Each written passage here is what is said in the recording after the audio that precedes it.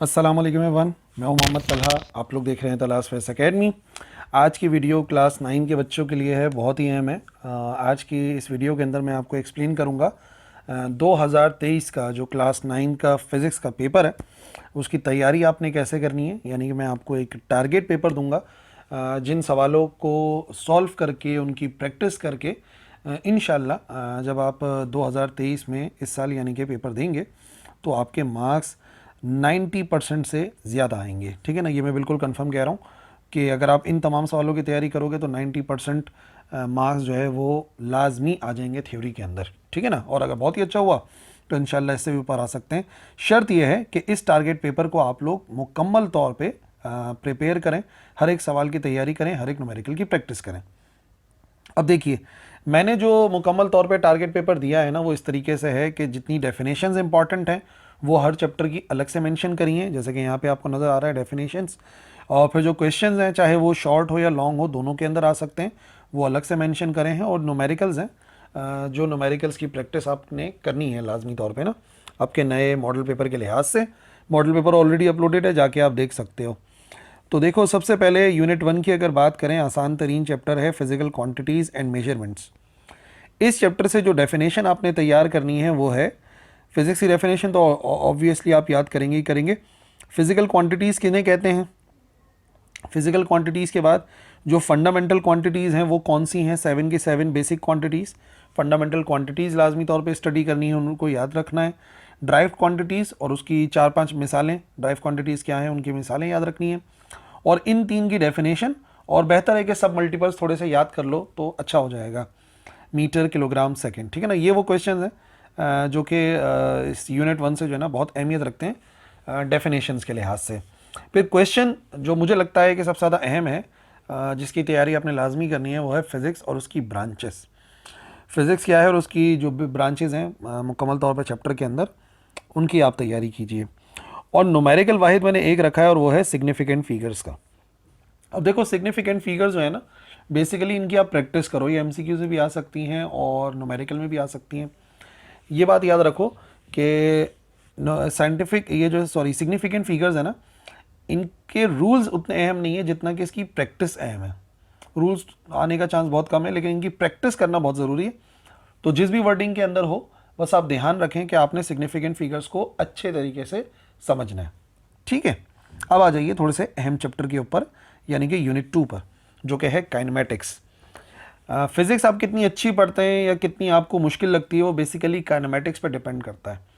एक मरतबा अगर आपने काइनेमेटिक्स को कॉन्कर कर लिया ना, इस पर इसको काबू कर लिया, फिर आप देखें बड़ी बेहतरीन हो जाती है फिज़िक्स। अच्छा जी, तो यूनिट 2 से जो डेफिनेशन देखोगे वो रेस्ट की है, मोशन की है, काइनेमेटिक्स की है और एक्सेलरेशन की। ये चार मैंने रखी हैं in case of definition. Rest को देखो, मोशन की डेफिनेशन को देखो, काइनेमेटिक्स की और एक्सेलरेशन की डेफिनेशंस को याद करो। तो इंशाल्लाह जो डेफिनेशंस या एमसीक्यूज़ हैं, ये डेफिनेशन में एमसीक्यूज़ भी कवर हो जाएंगे और जो डेफिनेशन वगैरह आएंगी वो भी कवर हो जाएंगी। ठीक है। अच्छा, डिफरेंसेस इस चैप्टर के अंदर 3 हैं। डिस्टेंस और डिस्प्लेसमेंट का फ़र्क याद करो, 3-3 फ़र्क याद करना। ठीक है ना, हर एक के। स्पीड और वेलोसिटी का फ़र्क याद रखो कि स्पीड और वेलोसिटी में क्या डिफरेंस है, बता रहा हूँ मैं, 3-3 फ़र्क याद करने। और इसी तरीके से स्केलर्स और वेक्टर्स में क्या क्या डिफरेंस है वो आपने याद रखना है। चैप्टर 2 में से अगर कोई आता है डिफरेंसेस तो वो इन्हीं में से ही कोई एक होगा, और इंशाल्लाह अगर आप इन सबको याद कर लोगे तो प्रॉब्लम होगी ही नहीं। फिर आ जाइए जो क्वेश्चंस आ सकते हैं, चाहे शॉर्ट में आए या लॉन्ग में आए। फर्स्ट इक्वेशन ऑफ मोशन, जिसका बहुत चांस है कि ये शॉर्ट में आएगी अगर आएगी तो, और ये दोनों जो है ना, ये दोनों लॉन्ग के लिए इंपॉर्टेंट हैं, सेकंड इक्वेशन ऑफ मोशन और थर्ड इक्वेशन ऑफ मोशन। इसको अच्छे से तैयारी कर लो, अच्छे से प्रैक्टिस कर लो। इन दोनों में से कोई एक इक्वेशन जो है ना लाजमी आपको मिल जाएगी लॉन्ग क्वेश्चंस के अंदर। तो इंशाल्लाह देखोगे काइनेमेटिक्स से रिलेटेड जो क्वेश्चन होगा वो सॉल्व हो जाएगा। अच्छा, न्यूमेरिकल जो है उसमें जो इक्वेशन और मोशन से रिलेटेड हैं उनकी प्रैक्टिस करिए, और मोशन ड्यू टू ग्रेविटी से रिलेटेड जो है, देखो पेज नंबर 57 के ऊपर जो इक्वेशन और मोशन से रिलेटेड है ना, ए बी पार्ट, उनकी प्रैक्टिस करो। और एक्सेलरेशन ड्यू टू ग्रेविटी के सी डी और ई पार्ट हैं, इनकी प्रैक्टिस कर लो अच्छे से, क्योंकि जो न्यूमेरिकल आने हैं वो इन्हीं में से कोई एक होगा या इन जैसा हो सकता है। अब देखना, मॉडल पेपर के अंदर भी इन जैसा ही एक न्यूमेरिकल आया हुआ है, तो इसका मतलब ये है कि इनकी अहमियत है। अच्छे से प्रैक्टिस कर लो, इंशाल्लाह अगर कॉन्सेप्ट क्लियर होगा ना तो बहुत अच्छे से इसकी तैयारी हो जाएगी। फिर यूनिट 3 देख लेते हैं, डायनेमिक्स। डायनेमिक्स के अंदर डेफिनेशंस काफ़ी सारी हैं। फोर्स की डेफिनेशन याद करोगे, मोमेंटम की याद रखोगे, एमसीक्यूज़ के अंदर अक्सर आ जाता है मोमेंटम, कि भाई वो क्या होता है मोमेंटम, व्हाट इज़ मोमेंटम, तो उसकी भी तैयारी करो। कोफिशिएंट ऑफ फ्रिक्शन हो गया, uniform circular motion, centripetal force, centrifugal force. Just definitions कह रहा हूँ, इनकी डेफिनेशन जो है ना वो कर लो, और फिर फार्मूला भी याद कर लो। अगर सेंट्रीपिटल फोर्स आप पढ़ोगे तो उसका एक फार्मूला है, उसको भी आप याद रख सकते हो, as it is for coefficient of friction. Momentum का फार्मूला, फोर्स का फार्मूला, ये तो पता होने चाहिए। जब आप डेफिनेशन याद करोगे तो उनके फार्मूलों को भी देखोगे। अच्छा, डिफरेंसेस, इस चैप्टर में आपको एक ही डिफरेंस मिलेगा और वो होगा मास और वेट का। यानी कि अगर इस चैप्टर से डिफरेंस आएगा तो मास और वेट का ही होगा। तो मैंने बताया ना, 3 डिफरेंसेस आप हर एक के याद करें। हो सके तो 4 कर लो, क्योंकि पेपर में 3 ही पूछे जाएंगे, तो 3 काफ़ी हो जाएंगे। लेकिन ये है कि अगर 4 कर लोगे तो कोई रिस्क नहीं होगा फिर ना। और क्वेश्चंस लॉन्ग क्वेश्चन के लिहाज से इंपॉर्टेंट है। Law of conservation of momentum आ सकता है लॉन्ग में, या momentum in terms of force आ सकता है। दोनों बहुत रिलेटेड है एक दूसरे से। और जहाँ तक मेरा अंदाज़ा है कि लॉन्ग में आपको फ्रिक्शन के टॉपिक से रिलेटेड कुछ ना कुछ मिलेगा। देखो, मैं कह रहा हूँ फ्रिक्शन के टॉपिक की मुकम्मल तैयारी करो। Advantages, disadvantages, methods to reduce friction, ये सब याद करो, ठीक है ना। इनमें से कुछ ना कुछ लाजमी तौर पे पेपर में आएगा। और बाकी बचा Newton's first law, law of inertia second law, और थर्ड लॉ जो है वो एमसीक्यूज़ के अंदर पूछा जा सकता है। फर्स्ट और सेकंड आ सकते हैं क्वेश्चन, कि भाई फर्स्ट लॉ बताइए न्यूटन का, स्टेट एंड एक्सप्लेन। और इसी तरीके से सेकंड लॉ आ सकता है कि भाई आप बताइए न्यूटन के सेकंड लॉ की स्टेटमेंट लिखिए और प्रूफ करें F = ma। तो फॉर्मूला ड्राइव करने के लिए भी आ सकता है ये। और चैप्टर नंबर 3 के जो न्यूमेरिकल हैं, क्वेश्चन नंबर 2 का बी पार्ट, क्वेश्चन नंबर 6 का बी और सी पार्ट, क्वेश्चन नंबर 7 है, 9 का सी है और 10 का बी है। ये तमाम वो न्यूमेरिकल हैं जिनका ताल्लुक कोफिशिएंट ऑफ फ्रिक्शन से है, मोमेंटम से है और न्यूटन लॉज ऑफ मोशन से है, यानी कि सेकंड लॉ से। Unit number 4, turning effect of forces. Long question इससे एक लाजमी तौर पर आना है। अच्छा, डेफिनेशन में like unlike parallel forces, definition नहीं आई तो एटलीस्ट एमसीक्यूज में काम में आ जाएगा। रिजल्टेंट फोर्सेस किसे कहते हैं, टॉर्क क्या है, कपल क्या है, और सेंटर ऑफ ग्रेविटी, इनकी डेफिनेशन याद करना।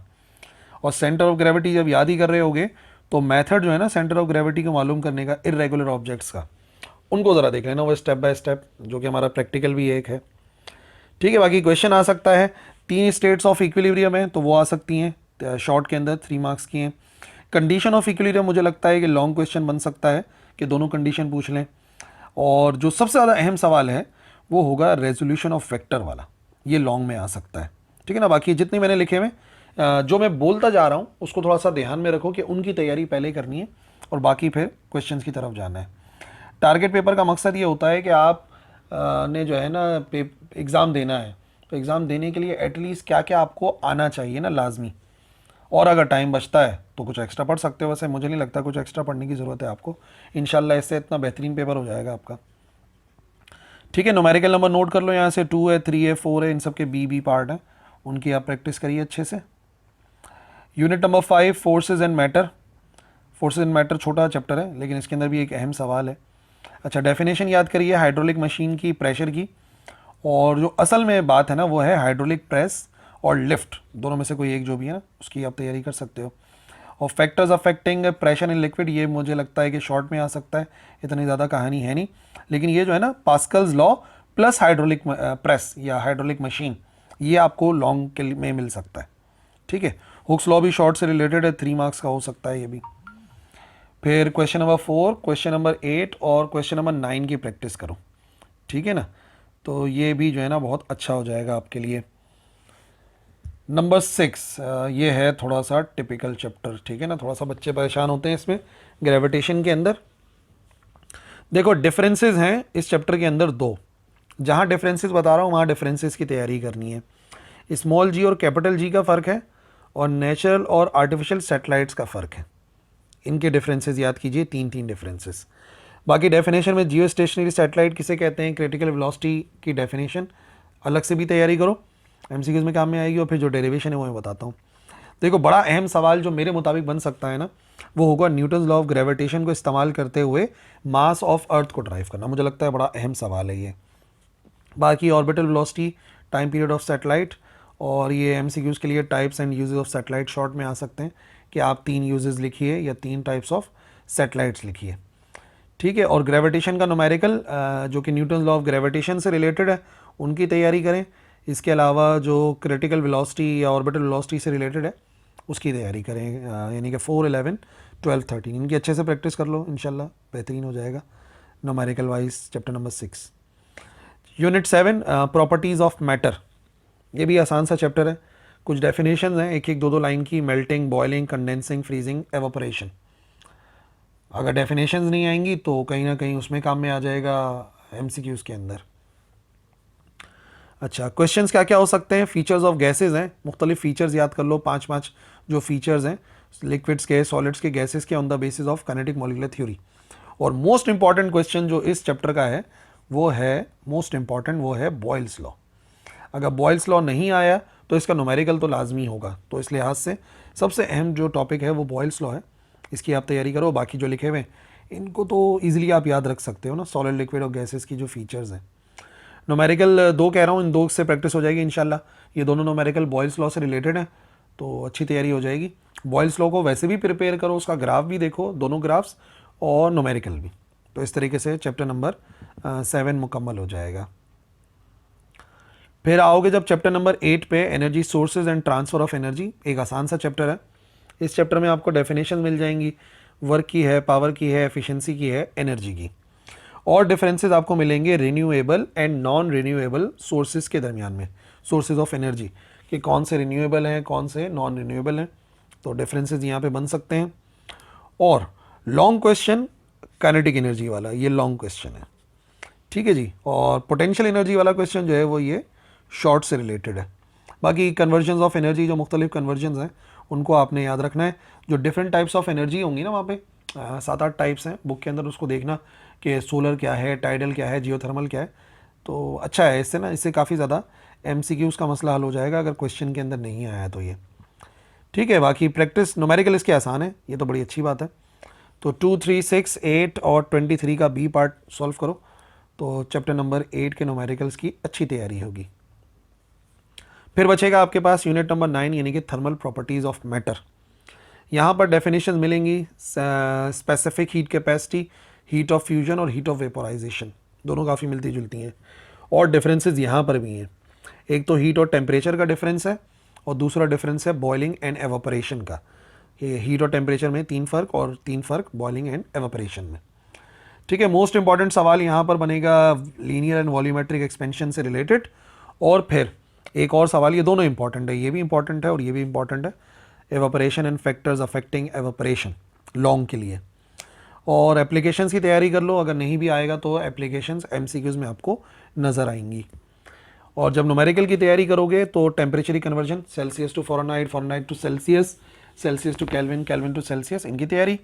और उसके अलावा ये जो स्पेसिफिक हीट के न्यूमेरिकल्स होंगे क्वेश्चन नंबर 4 एंड 13 लीनियर और वॉल्यूमेट्रिक एक्सपेंशन वाले, इनकी तैयारी करेंगे, ठीक है। ये मैंने आपको दिया है क्लास 9 फेज़ का टारगेट पेपर। और जैसे जैसे आप इसकी तैयारी करते चले जाओगे ऐसे ऐसे आप नोट कीजिएगा कि आपका जो कॉन्फिडेंस है वो भी बहाल होता रहेगा। और फिर इंशाल्लाह पेपर में जब आपको वही सवाल नज़र आएंगे तो आप फुल ऑफ कॉन्फिडेंस जो है पेपर को सॉल्व करेंगे, पेपर में क्वेश्चंस को सॉल्व करेंगे, लिखेंगे और इंशाल्लाह मार्क्स भी बहुत अच्छे आएंगे। और अगर इसके अलावा कोई सवाल है तो बिल्कुल लिखना कमेंट सेक्शन के अंदर, मैं इंशाल्लाह रिप्लाई करूँगा। That's all for this video. अल्लाह हाफिज़।